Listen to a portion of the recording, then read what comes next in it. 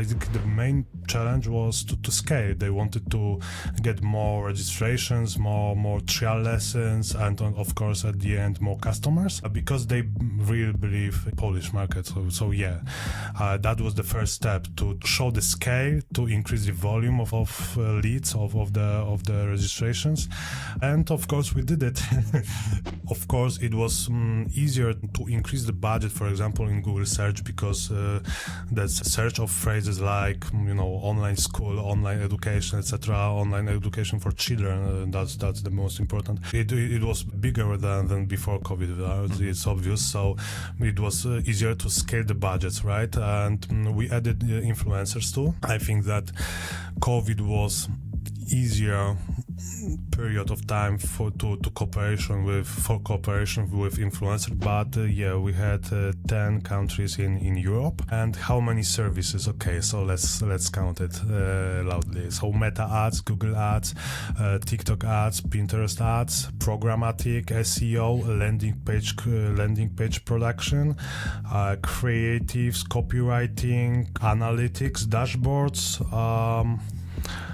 some help with devs, I think, because Novakid had a dev team, but our dev sometimes helped them with that, and influencer marketing, so 13 areas, and about people, I think that about something between 25 to 30, of course, the different engagement, right? I think that in 2020 we changed this approach for more about data, to keep these limits, and the biggest change for the strategy was the implementation of a brand awareness budget, because before we had only performance, and during COVID Novakid got some finances, some investors, and so it was huge change for us, because we started with programmatic campaigns. We started with YouTube. We started probably not TikTok at the beginning, but we had some TikTok, Pinterest campaigns. So we tried to show our ads everywhere we could meet the parents, right? So I think that according to the cooperation with agency, you have to make a feeling in client that they are individual for you, right? They need to feel that you are for them, and they are not one of many.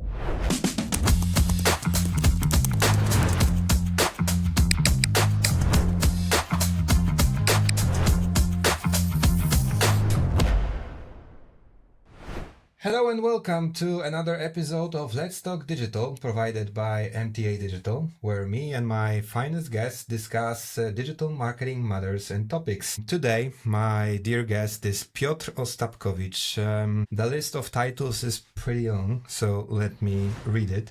So, starting from the first one at MTA, former social ads specialist, mainly Facebook ads, then project manager, recently marketing strategist, specializing in parenting industry, probably related to our topic today. I would call you as well a chief project officer, something like that at MTA. And what's most important, I think, is you're a father of success in terms of MTA and cooperation with Novakid, which is our main topic today. The cooperation between MTA and Novakid, and former project manager Piotr Ostapkowicz. Welcome. Hi everybody. I'm glad to be here, and I have more titles in MTA than years of work. So the usual thing at MTA with the titles for so many years. So this is slightly different episode than usual, because the way it worked before is I was discussing a specific topic regarding digital marketing. Like we had episodes about programmatic campaigns, user experience, creative strategy, Pinterest. But today, it's all about your experience as a project manager, stressed project manager over the years. for such a big project as Novakid. And this is going to be slightly different because it's more about knowing how did you and the team coped with the challenge? How did you manage such a project? I think that many, not only project managers, but also specialists may learn a lot from this experience. So Novakid, how would you describe the client, first of all? Okay, so Novakid, a learning project, so online school for children. How I can describe it? So challenging project, big project from the small one, because we started as a small startup, and they wanted to scale in Poland, but the end of a project, our cooperation ended 10 or 15 countries, right? So I think that it's a bit challenging. So I think that it's the best word describing these projects. Okay, so to put it in a chronological way, we're gonna start from the 2019. Yeah. Somewhere closer to the beginning of 2019. This is also the time that you were hired by the MTA. Yeah. So Novakid was before you. Yeah. Okay. And what was the status of Novakid? So you were engaged as a Facebook ad specialist at the beginning. That's so true. What was the state of Novakid back in the day? Okay, so when I came, I think that Novakid was for 2 months, 1 or 2 months in MTA, so it was a beginning. And my mentor or supporter person who introduced me to MTA, so Mati, he was the project manager of Novakid. So obviously to be introduced to MTA, I was involved in this project and I was helping him about this project. So that's my beginning in Novakid. Yeah. Okay. So of course I was responsible for the Facebook and now Meta campaigns, and for short reports, for the contact with clients to help Mati, because he had a lot more projects. So of course it wasn't so big projects at the beginning. So that's why I got it as a junior medium specialist, and yeah, that was my first step in the project managing. Mm-hmm. So Novakid was just one of many projects back in the day. Yeah. So what were the initial goals in terms of dealing with the challenges? What were they trying to achieve? They wanted to build a new market, so they wanted to scale in Poland, because they had different markets, and Poland was one of the most important for them. So they needed Polish team, because as a Polish team we were able to understand the market, to write good copy, to find some language mistakes on landing pages, etc., because they had a lot of problem with that. So basically the main challenge was to scale. They wanted to get more registrations, more trial lessons, and of course at the end more customers, because they really believe Polish market. So that was the first step, to show the scale, to increase the volume of leads of the registrations, and of course we did it. so then the next step was to scale and scale and scale. So that was only challenge at the beginning. Mm-hmm. So to sum it up, we as an MTA were helping Novakid in which fields of digital marketing? It was Meta, Facebook ads, Google ads? And at the beginning I think it was analytics, because they had some problems. The beginning was with Meta, Google, and influencer marketing after 4 or 5 months, because we needed creative, we needed face in ads. So that's why we started with influencer marketing, and I think that at the beginning we had these 4 services for them. Mm-hmm. And influencer marketing, as I remember, was Novakid was the initial project of this service in our case, or was it one of the first? Yeah. So to be honest, we were learning about the influencer or marketing during the project, because maybe not learning, maybe because I worked as an influencer marketing manager in previous agency, so I know how to work with that, but we didn't have any processes in MTA about that. We didn't know how to count it in our system, so we built this service in MTA with Novakid. Yeah, I think that I am not lying about that. So yes, this project built the influencer marketing MTA for us. Yeah. Okay, so moving forward a little bit, there's March 2020, which we know what happens around the world, pandemic, and most of companies are stuck. They don't know what to do, global problems. But here comes e-learning and Novakid as a outstanding case, I would call it. So how was it? Like, how did it transform from being one of many to being the biggest, especially during this hard time at MTA? So what happened basically? Okay, so maybe let's come back a little bit earlier, before March, because it's important from the whole point of view. Because in September, when we had the first back to school, September 2019, we had first back to school with Polish market, and we started our campaigns with Novakid in Spain. So we did a great job with these two markets during this season, because the season was from August to the end of October, maybe the beginning of November. It was the peak of the season. And in January, before the COVID, we started testing new markets like Italian, Portuguese, French, I think. So we had some, I'm not sure right now, but 4 or 5 new markets to check the cost per lead and cost per trial lesson that on the small budgets. And it was in January and February. So when March happened and COVID came to Poland and to whole Europe, we didn't start with anything because we had some data about new markets. And with the first day of COVID, with my friend Jacob Zimne, because we worked together on this project, we got message that we have to scale all markets because this is the moment, right? So schools were closed and parents needed the education for their children, right? So our budget was explode because we didn't see similar budget even in the peak.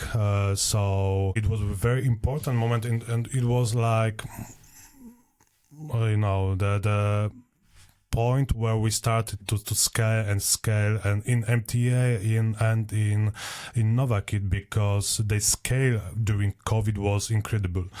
Even in the peak in the September and October 2019, we had one thought in our mind and in our client's mind that we need to build this market, to build this learning market, especially for children, because parents on the Polish market, they don't have trust. They didn't have trust in online education because they didn't have any touch with these services, right? So that was the problem. And in March it's completely changed, right? Because market built themselves because we didn't have to say that learning is good because they know it from the schools and etc. because it's obvious right now. And so I think the timing was really great to scale it, and we only had to beat our competition, right? So we didn't have this brand awareness, like market awareness step with this service. So I think that it was very, very, very, very comfy for us. And what happened? why Novakid became one of the most important projects in MTA. I think that it's about money, because our agreement was about 15% from the budget. So of course, when we had the extra budget to spend, our fee was higher, and of course our needs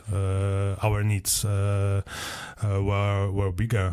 So we had to add new people to project, and as you said, a lot of companies stopped their activities. So we had 3 hours in MTA, and we needed that in Novakid. So it was very, very great case for us in MTA, because we didn't have to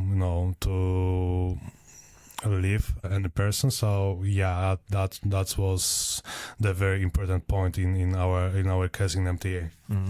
So 15% of the budget may seem scary when the project is large, but at the beginning it was like the standard one. Yeah. Okay, because we gotta take into consideration that it was not a usual case where we knew that it will explode that way. Yeah. Yeah, of course, the 15% from the budget was great, because we believed that, okay, we will scale this project, because it was obvious, because it's new in Poland. We don't have competitors, and based on data, even at the beginning, we knew that, okay, we have space to scale it. But we didn't expect that it is so quick. But still, even without this huge budget during COVID. So in September, October, this project became one from 10, I think, from the most important, right? So even without COVID, the trend was great, right? Okay, so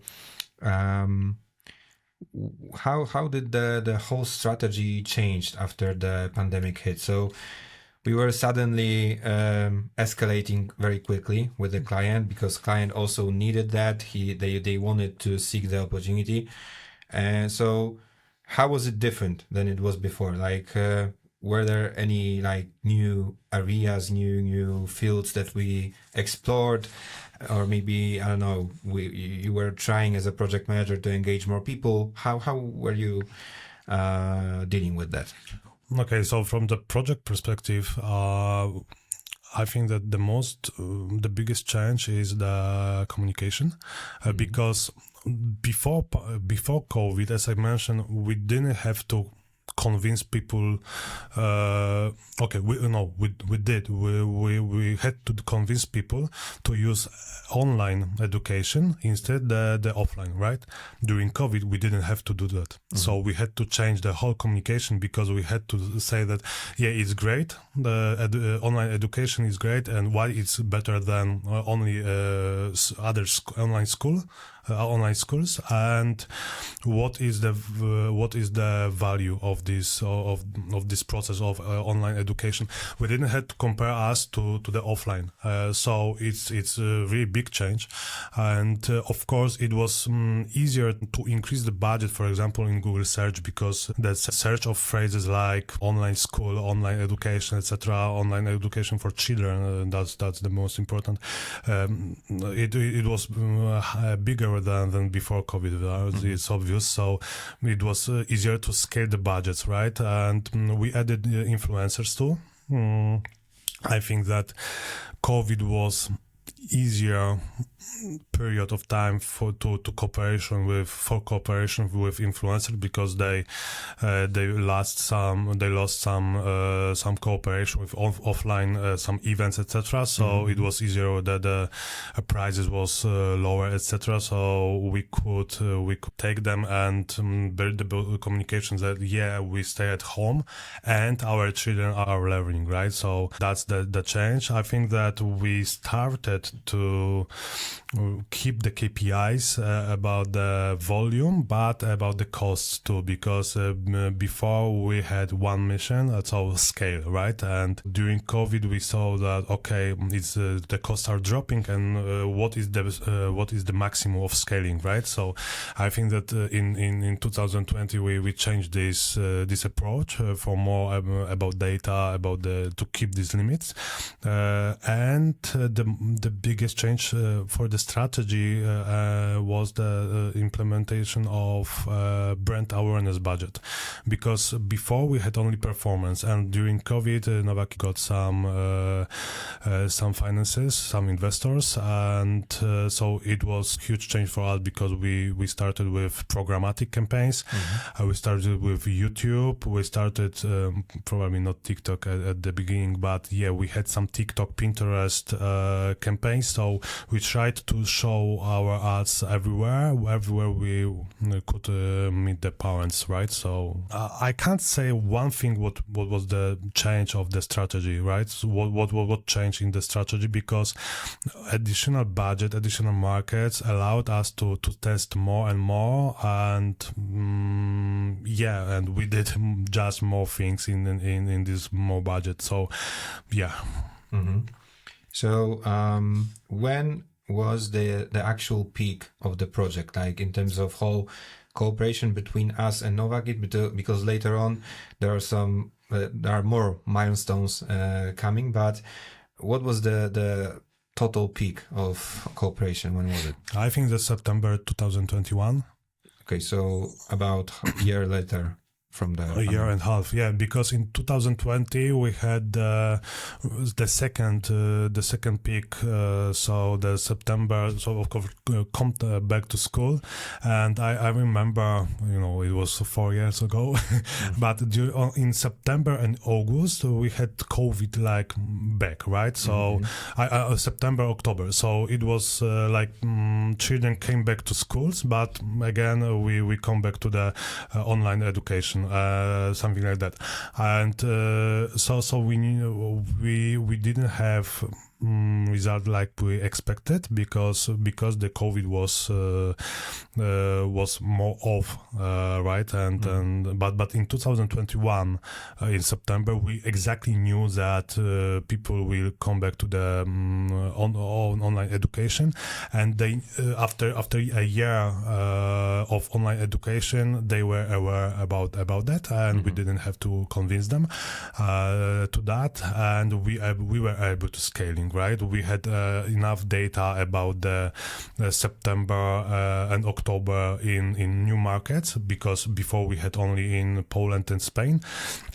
So yeah, the peak was that September in 2021, and of course the peak is connected with the highest budgets and the highest brand awareness budgets, because when we showed the data from September 2020, investor knew that what we can achieve in next year if we will get more money, right? So yeah, that's the peak. Yeah.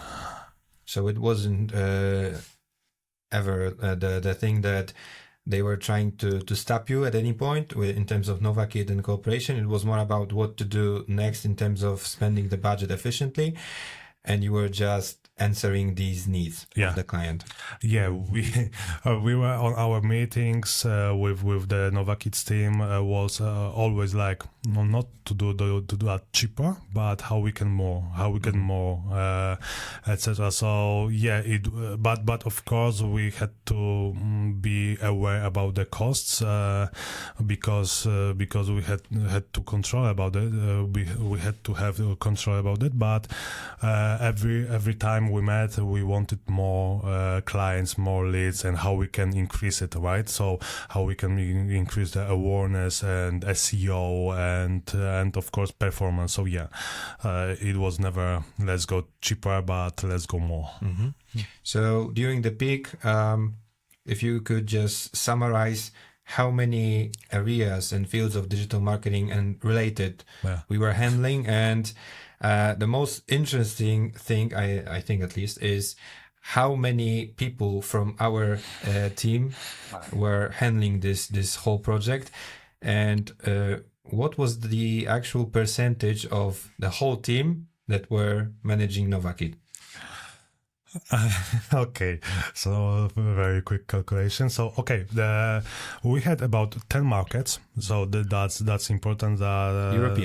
European markets, yeah, and some tests in South America, but it was ineffective, so we stopped that. But yeah, we had 10 countries in Europe, and And how many services? Okay, so let's count it loudly. So Meta ads, Google ads, TikTok ads, Pinterest ads, programmatic, SEO, landing page production, creatives, copywriting, analytics, dashboards.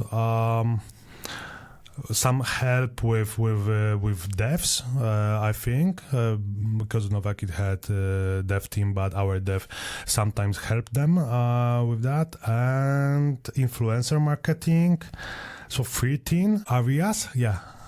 And about people, I think that about something between 25 to 30, of course, the different engagement, right? But I remember that when I put our project to the our counting file, right? So I had to copy that 3 times because 10 people was the maximum, and so I need to copy that product with 3 times. And so it was a very creative accountant for me to cover the whole expense, because of course we had some 30 maximum, about 30 people from our team, but we had freelancers too, because for example we had freelancers for the Italian market with influencer, we had freelancers with the creatives, and copywriters. So we had to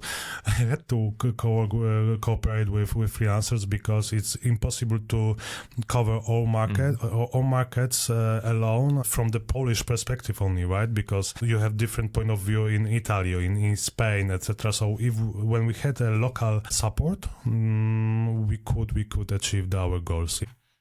So how was it possible to handle the whole thing? I'm interested in hearing about the workflow. So during this cooperation, was it mainly one person that was responsible for contacting you as a team from Novakid, or was it you as a project manager on these calls with the client? Was it just a marketing manager or someone, or how was the in-house team structured, and how was the communication going? Because it's how many 13 areas of different areas of marketing, and it was just you and them and discussing these topics. Okay, so I have to add something, because of course we had 30 people in our team, but I don't remember in which year, but once I counted the people in Slack from the Novakid's team, how many I was in contact, in touch. Mm-hmm. And it was 25, because every market had a different manager. Of course, SEO, influencer marketing, they had different managers, but the main point of contact was me, of course, with the marketing manager Anna from the Novakid, and performance manager Dmitry. So we and of course I cooperated with Adi Bożenski and Jacob Zimny from our team. So hello guys, I'm talking about you. And they was really important for me, because I have only one head, so I can't remember about everything. And in our team we had head of the area, of course. So we had head of SEO, head of influencer marketing, head of landing pages, head of PPC was me, with Adi, head of dashboards, etc. So it was very helpful for me that they were communicating directly to the client. And okay. From the client perspective, sometimes sometimes they contacted the same people like me, like for example Anna or Dima, but in few areas we had different person from the client's team, so it was very easy. So to be honest, if we want to count, so we had 5-6 separated projects just in cooperation of these two teams.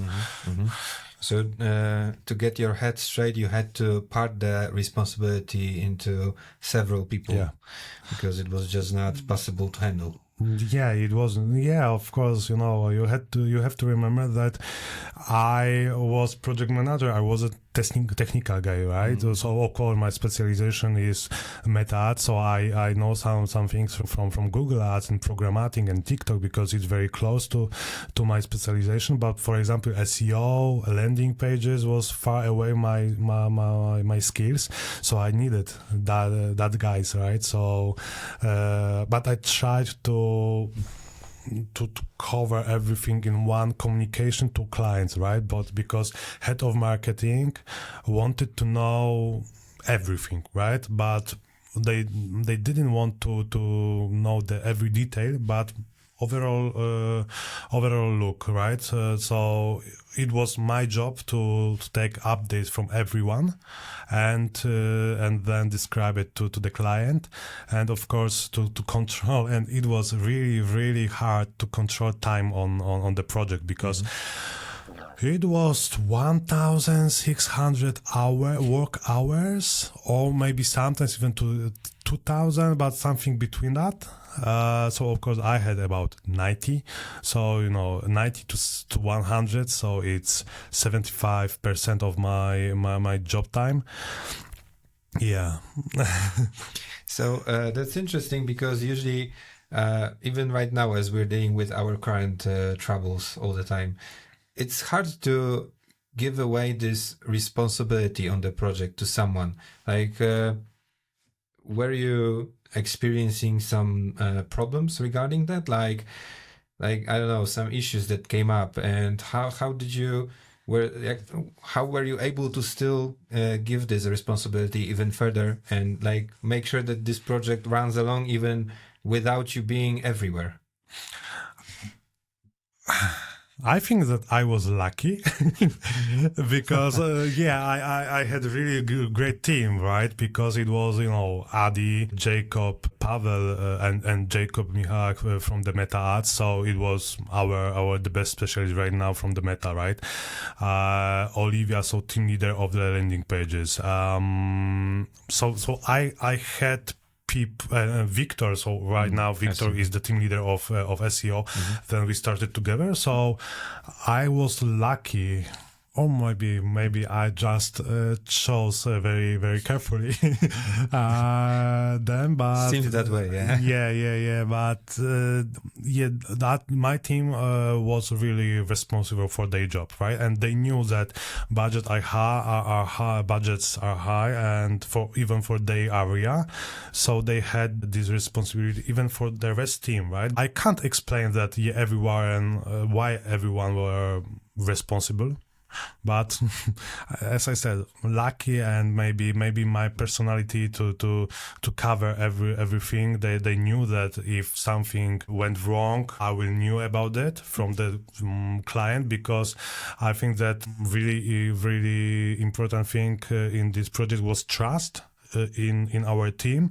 But I felt trust in myself from the client, for example, right? So they knew that if they say something to me about the problems, about the issue, maybe what we can do better, etc., I will resolve them, resolve this problem for them in our team. And it was I think that it was the really important part of the project, so this trust, right? So so, and I am a person that I trust my people, my team. So maybe with this flexibility in project, without control and head over your head when we were working, I trusted this team. And I think when I have other team right now, I trust them too. And it builds some, workflow atmosphere without fear and without any, secrets. We are just open, and if we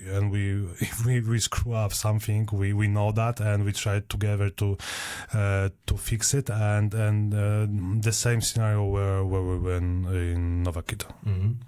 About this trust, because this is the main thing that may scare off many people. I understand that the first stage of cooperation was pretty easy, considering what happened after that. But it's not easy to, I mean, this is one perspective, trusting your own team about making stuff done. But what about the relationship with the client and you as a leader of the entire MTA team? Like, how did you develop this level of trust? Because it's no longer the initial budget, which was pretty small considering what's afterwards. Like, was it easy for them? Do you feel like it was easy for them to trust us handling these budgets? And like, how did you develop this level of trust? Like, was it only luck again? It was only luck, but I think that it was step by step. Because we started the cooperation, and of course they saw that okay, we know what we do, we have idea how to improve that, to how to scale, right? So this is the step one. The step two is the first peak, so the September 2019, and they know that okay, we have ideas about how to improve, and we have ideas what we can do more, not only better but more about the other influencer marketing ways, etc. During COVID we have step 3, so they have needs and we just try to feel it, right? To make them happy about the results and about our engagement into the project, right? So I think that this is the really important point.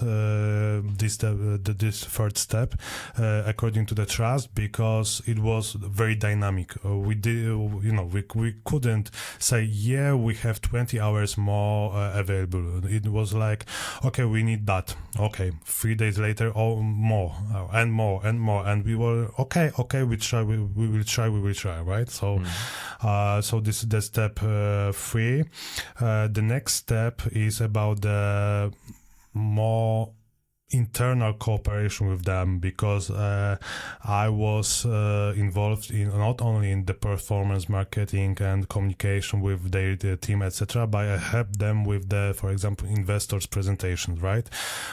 So we were on the same page, on the same ship, right? So to get more money for this project, for the Novakid overall, and then for our project. So we felt like we are in the one team, and I think that it was like, okay, together we build this scale. So we trust you, right? So I can't say when they started trust us so much, but I think that it's step by step. You can't say, I have so much trust from my client to me, and it's okay, because you have to work on it every week, every day when you cooperate, and you have to give feeling of partnership to your client, that you are one team and you are not client and service provider, but we created one team and we have the same goals, and the communication is very flexible. I have that factors build a really great trust in relationship with the agency to client, right? And I try, and I think that according to the cooperation with agency, you have to make a feeling in client that they are individual for you, right? They need to feel that you are for them, and they are not one of many, because of course they are, but to create this feeling, this relationship like that, it will help you in keeping this and scaling projects, because when clients know that they can trust you and you carry on them, etc. So it's easier to negotiate, to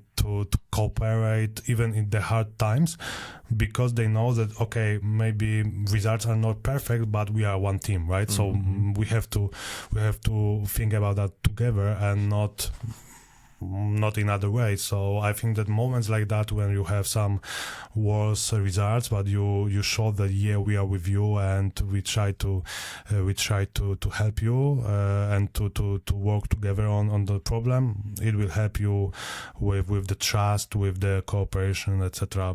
And I mean, it's many factors, like help in for example invoices, because we had one project when I think that even in Novakid they had some finance problem with the invoices, right? And if you go one step to them and okay, you can pay later, we know we trust you.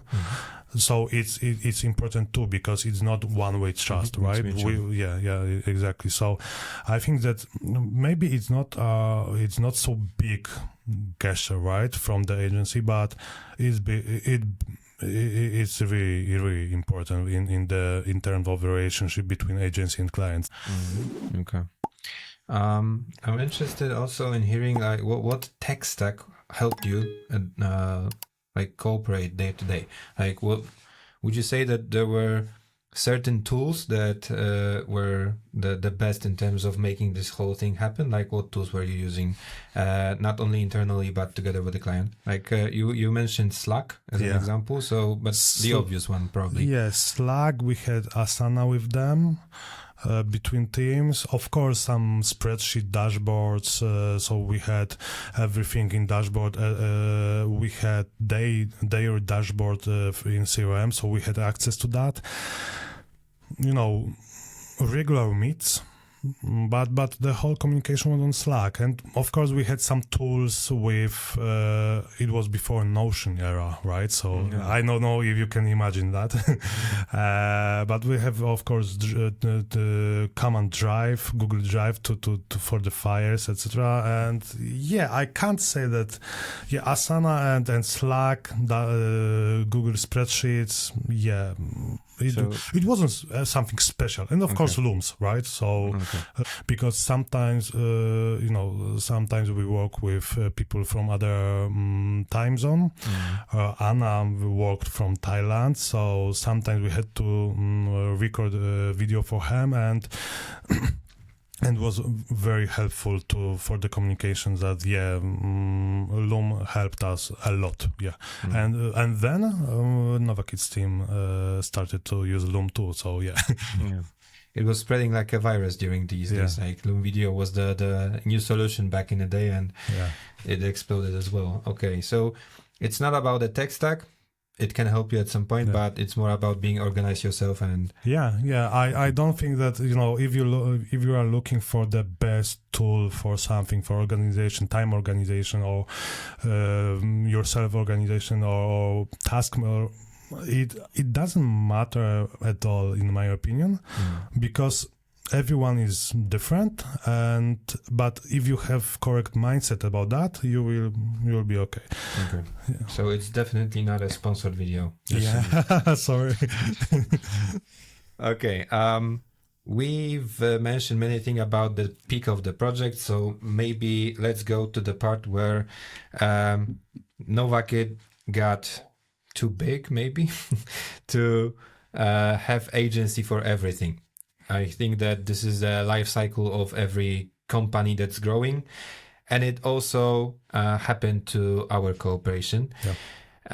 So maybe before you say more about how it happened, maybe like what were your feelings as a project manager, but also as a whole team? Like, were you living in a fear that someday you wake up and there's no Novakid in your life, and what goes then? Like, of course, it was big part of my working life, right, of my career, because it was 4 years, and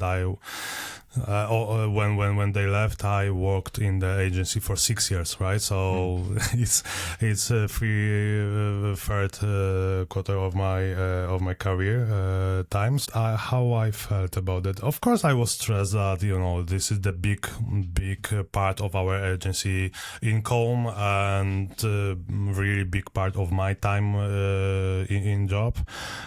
So I was stressed, but I understood that, because they prepared us for that. So I knew the priorities because they left us. We finished the cooperation in PPC mostly in 2022. In the middle of year, because I knew that their priority was to decrease the costs, and because we helped them with the scale.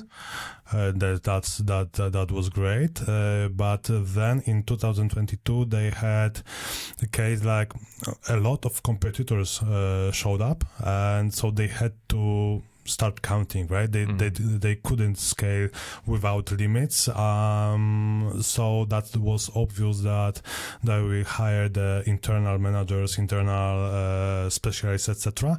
So yeah, I was prepared for that, but of course I was sad when they left. But because it was in September 2022, yeah.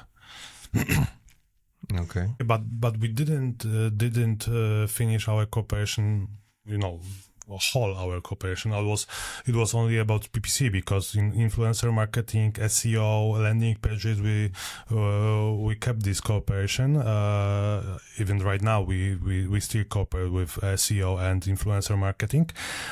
So it wasn't like finished. They hired internal team. But for example, in January 2023, we came back. So after 6 months, we came back to help them, because we still were a business partner, and it wasn't like we are mad at you because you left us, because we knew the history, we built something great, and they helped us with some, to create some services, to build the processes, etc. So we came back to help them mostly with the meta ads, because they just had issues with the performance, and was the problem.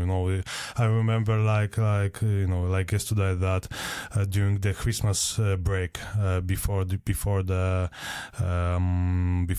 New Year's Eve, I got message from the marketing manager of Novakid that we need help, and after the New Year's Eve we had meeting, and after 2 weeks we were in charge of the accounts, right? Meta ads accounts. So it is quickly, because we knew the project, we had to just do some audit and let's go. So I think that is still about the trust, right? So they had problems, they came to us because they trusted us, and that's great. Of course, we knew that it's temporary, right? It's not again that they will come back, and they came back in January, and they will stay with us, because we knew that they will hire new people into the team, but maybe maybe with better processes, maybe they will better prepared. So this is actually a part of call to action segment of this episode, because I'm pretty sure you know the answer, so that's why it's not announced so properly this time. But the thing about the fear of client leaving you. Yeah. So how can you prepare to such a thing? Like especially that this is on a huge scale. This project was extremely huge in terms of like not only the company in terms of MTA, but also you as a person, as a specific marketer. So can you even prepare to this thing happening? Okay, so right now I know that I could I think that I could do it better, because of course we had some, as I mentioned, we had some signs about that it's not forever. So what we did, I mentioned to the team that let's try to focus on sales, because in next month we may lose this project. Of course, so that they could did it. I didn't prepare correctly, I think, because I couldn't, because of course I had to manage this project. So maybe after hours I could be involved in sales, right? So after this project, I was like, no, without any project. So then I rebuilt my project portfolio. You should remember about the scale what you did, because I had problems with that it was problem for me, like mentally problem, right? Motivation problem. That, we did so many things with them, and what's now, etc. Maybe we will not able to replace that, etc. And it's obvious that you will have minds like that, but you have to remember, like, look what we built, and okay, that's finished, but we have to go. We have to go to the other projects, etc., and to try to do it with other companies, right? So I think that maybe I would spend more time on thinking more positively about that. I don't have recipe for living, for disaster, but. Yeah, I know that we could do more things about that. For example, we should scale sales when we knew about that, and we tried to say that we will need more projects, and maybe it wasn't too early, right? It was too late when we said that, because maybe our salesman couldn't prepare for that, because we had the gap after leaving of this project, right? I think there's no other way to exist, actually, to not have this gap when the project is so large. Yeah, exactly. But still, maybe we could start our lead gen activities earlier, not in the 3-4 months before the leaving. So I don't know what more, right? I think that the most important is to try to let team know about that as soon as possible, to give them opportunity to find new projects, to reorganize the time in work, right? At work. And you should think positively about what you've done, because it's not a failure if you lose client so big because of the factor where you didn't have any possibility to fight with that, right? Yeah, exactly. So about the transition itself of Novakid being more in-house focused, did you personally or as a team help them transition? So I don't know, maybe even some help with recruitment. I don't know. How was it going? Yeah, I was present of the recruitment meetings for the performance manager. So it was one sign for me that it's possible that we will decrease our activities they will decrease their activities with MTA. Then we were involved in the onboarding process for the Google Ads Manager, Meta Ads Manager, etc. So we helped them to onboard the new people, and the same with when we came back, right? Because we came back and we prepared the new team to how they should think about that, because we had 4 years experience on these accounts, on these projects. So we shared our knowledge. Even when we had the offboarding process of MTA from the MTA team, Perfo team from Novakid, every area recorded Loom about the summary, about the strategy, about some tips, and some failures, some tests. So they had the base of knowledge from us, and on Looms, not on meeting only, but on Looms, so they can come back to that every time. So I think that it was one of the best offboarding in MTA history. Of course, I didn't have any other offboarding. Not yet. Not yet, and I hope that never. But yeah, we really did a lot of work into this offboarding to leave them with the as many as possible knowledge into the Loom, as many as possible our experience into the Loom. So I think that it was easier to do this transition, right? Mm-hmm. from the external team to internal. Mm-hmm. So at the stage where we're at right now, how do you think that Novakid, what were we able to learn based on this project? You know how projects work right now. I'm not saying about the whole trend that's going on all over the world, how digital marketing itself is evolving, but I'm saying specifically about how MTA learned from this cooperation. Do you think that there were some specific processes happening, or maybe services like influencer marketing? Yeah, we started with influencer marketing. We started with landing page production, even with creatives. It was the first steps in creative with MTA. So yeah, we learned a lot from this project. I think that we learned about the trust, how to build the trust and how it's important, and I'm trying to scale it for my other clients. Maybe they will comment below this video, is it is it correct or not? But yeah, it helped me during the sales process in MTA that I know right now that sky is the limit. Mm-hmm. So we can help our clients in even different area. If we are not specialized, if it's not our specialization, we can find a partner, freelancer, and coordinate that.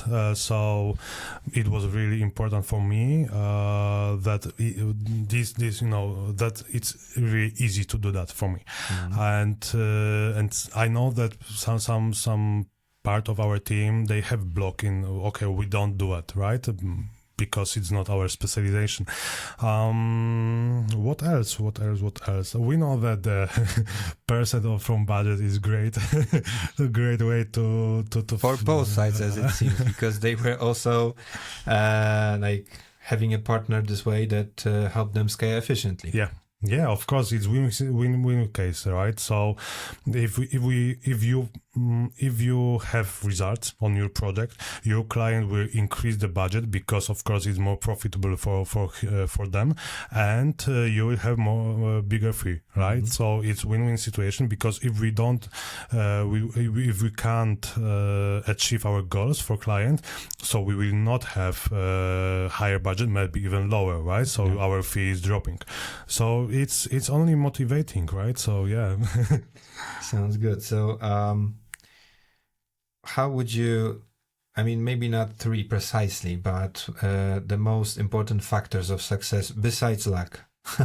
Because we know it was there, even what was happening all over the world help a little bit, at least. Yeah, so luck and timing, right? Timing, yeah. I think that flexibility of our team. So with Jacob, we were young project managers, right?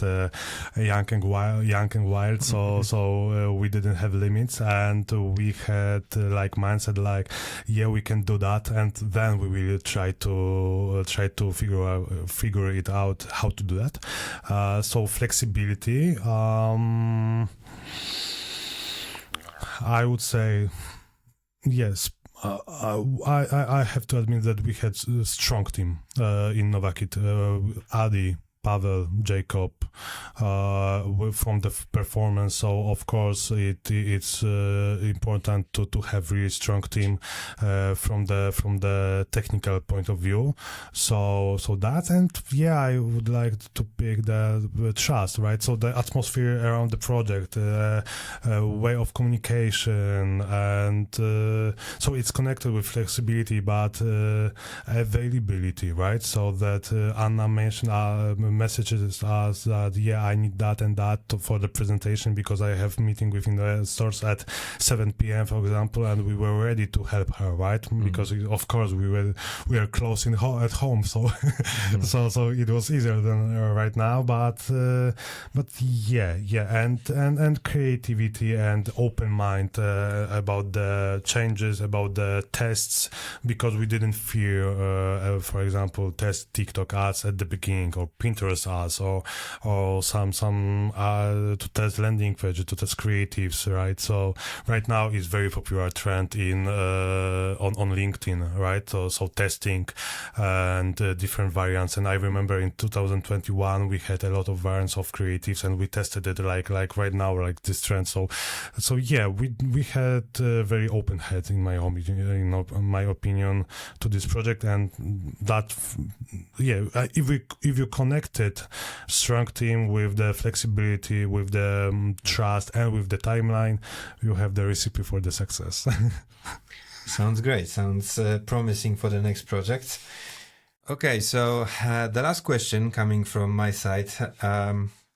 Knowing how it all went, how it all happened, would you go back, or would you start another project similar to that, this size once again? Like, from your perspective, do you feel like you're ready for the next challenge like that, or was it just too big to handle and you prefer having better sleep or something?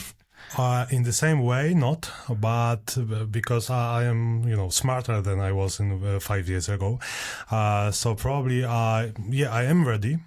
For that, but I will change probably some, responsibilities, some assists to me about the, invoices, or to the product management. So maybe I think that if I can start again, I will focus on the strategy for the project, for the whole view, like whole perspective for the project, and I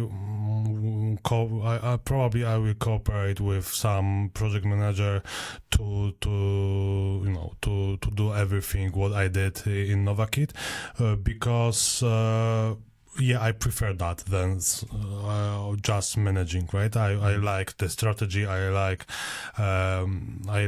this feeling that you have some impact on the results, etc. Not only managing, right? So that's my direction. But I am ready for projects like that. Yeah. You're not afraid of challenges. That's definitely the thing about you. Not yet. It's not time for retirement, I think. Still young, maybe not so wild, but still young. But experienced. Okay. Thank you for being here with me today. As you can see, if you think that your e-learning or parenting project needs proper help and assistance in digital marketing, it seems like Piotr is the guy that can help you with that, surely, based on the experience. Yeah, thank you. It was a great time. And if you need help, consultation, anything about the parenting and learning, let me know on LinkedIn or via mail. Yeah, thank you. Thank you for being with us today, and see you in our next episode. Thank you once again. See you soon.